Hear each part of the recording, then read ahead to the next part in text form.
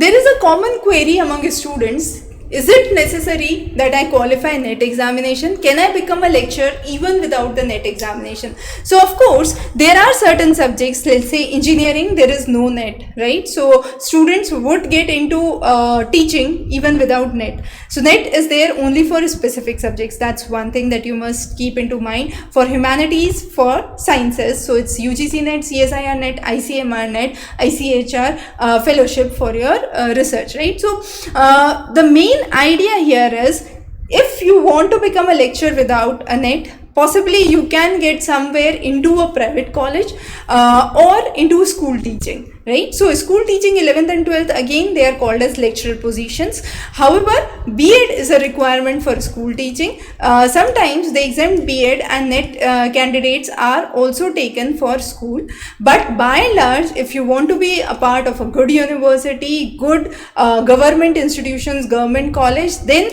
there is no reason that they would take you without NET. So NET becomes mandatory at that point. So if you want to be a lecturer, you would have to qualify your NET examination, get through your PhD if you want to get into universities as well, and then for your college positions you can get into through your NET, and for promotions later you can complete your PhD with a later phase. So those are some of the important guidelines for you. But of course, NET examination has its own importance, and if there are two candidates, one with NET, one without NET, even for a private university or a private college where you are applying, of course the NET candidate would be preferred. So NET ultimately becomes a important marker for your entry as a lecturer into a college or a university. So thanks for joining in. Have a great day.